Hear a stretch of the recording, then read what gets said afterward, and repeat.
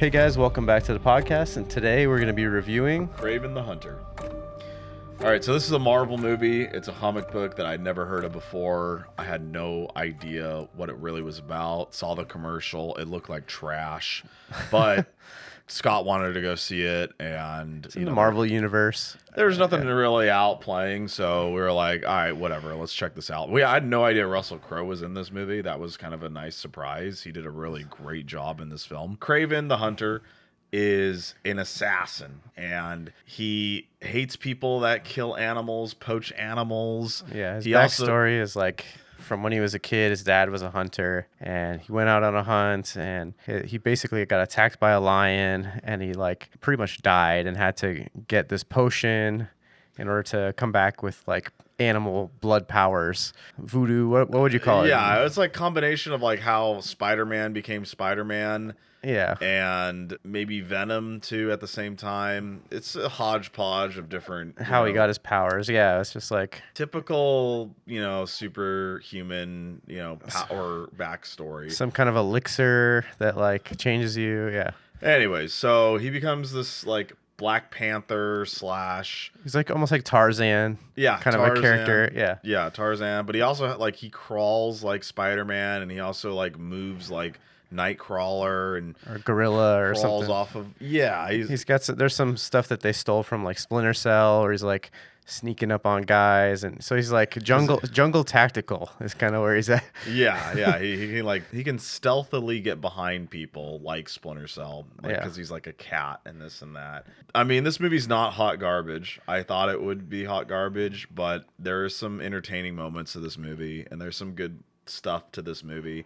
It's definitely not going to be winning any Academy Awards. No, it's entertaining though. It's worth seeing. It's a good holiday movie, I feel like. Yeah, there's some cool stuff to it. The action scenes are really good. It's all action. Yeah. I wouldn't go for the story. It's really a flat, especially all the dialogue scenes. They just feel like very rushed and very just deliberate, just like, okay, exposition, here we go, backstory, let's get through this. It felt like they were just like, all right, let's just rent a green screen for like a week, and let's just like bang through all the freaking dialogue stuff.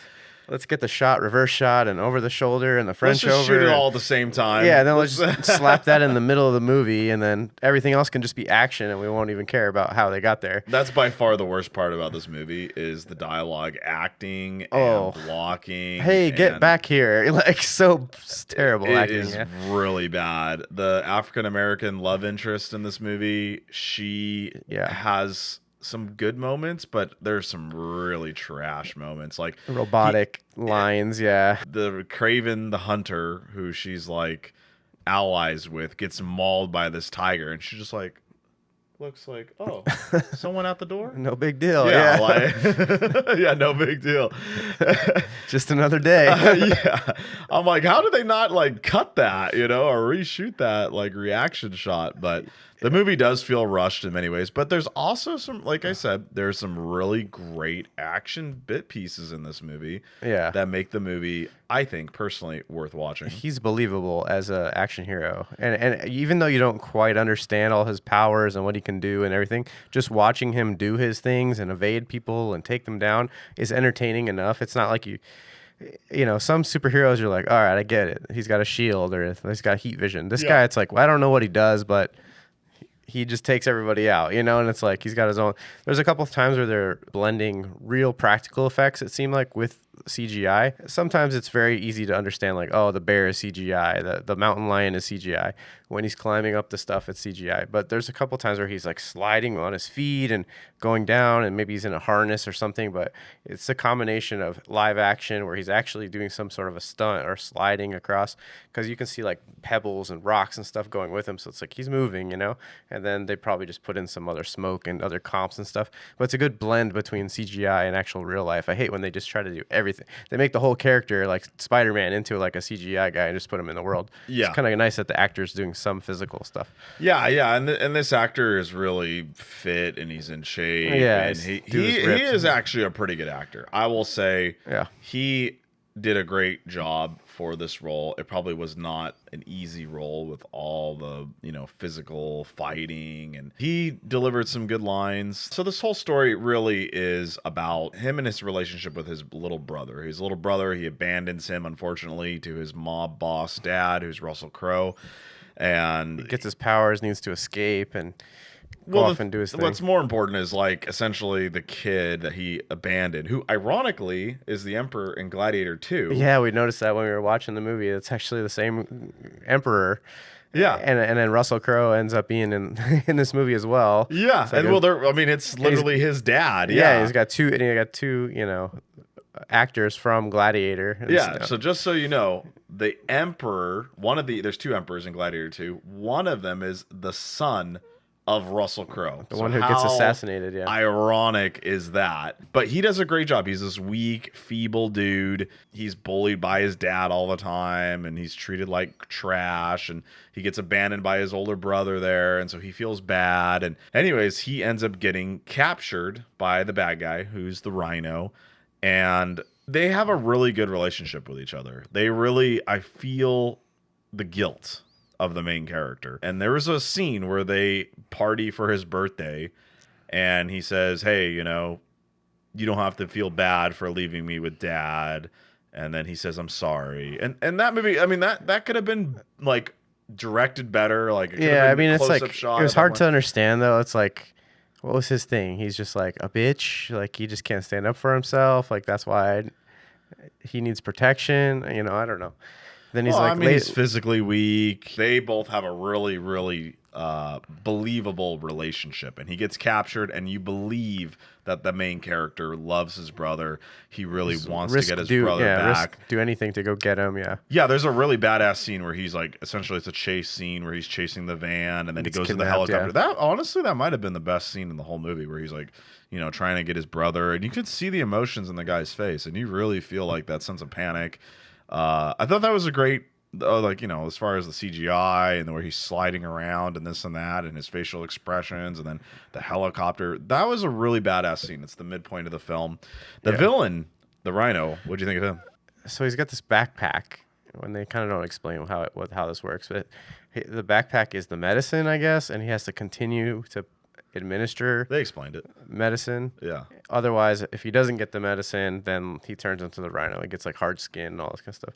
So he's basically walks around with like this weirdo with a little backpack all the time. It's like you can't attack him when he's the Rhino, but most of the time, 90% of the time, he's just walking around like a normal dude, and we're like, okay, why don't they just shoot him when he doesn't have his little backpack thing attached? And he doesn't even. It seems like he's uncomfortable every time he turns into the Rhino guy.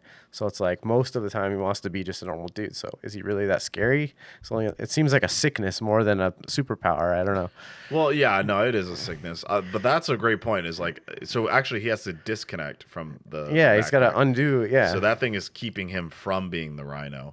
So, but you're right. Like, what it's if like those keeping him like from Hulk thugs, smashing. Yeah. But what if those thugs just would have shot him before he like took out the medicine? Yeah, when he's in like Bruce Banner mode or whatever. Yeah, that they didn't understand. I didn't understand the rules in that, and then they just had it through dialogue, like how he got this like power. He's like, pretty much, I found this weirdo dude, and Yeah, I just asked scientist him. guy, and he just gave me this thing. Yeah. Yeah, it was very glossed over. I will say Russell Crowe, he really adds a lot of value to this movie. He's a very believable Russian mob boss. Yeah. And you could tell he loves his sons. You could tell like he's a tough dad, and he actually gets softer throughout the movie. Like I feel like in the beginning he's a lot harder than and I kind of feel that progression. I think that was intentional by Russell Crowe, by the way, to like kind of be and then he loses power throughout the movie. He's less and less and less important.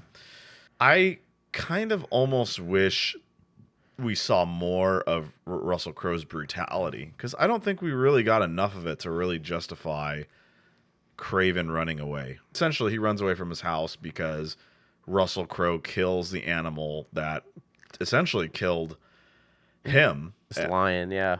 Yeah, sorry, this lion that killed him, and he gets all butthurt that he killed the lion that did technically kill him. I just, that wasn't enough for me.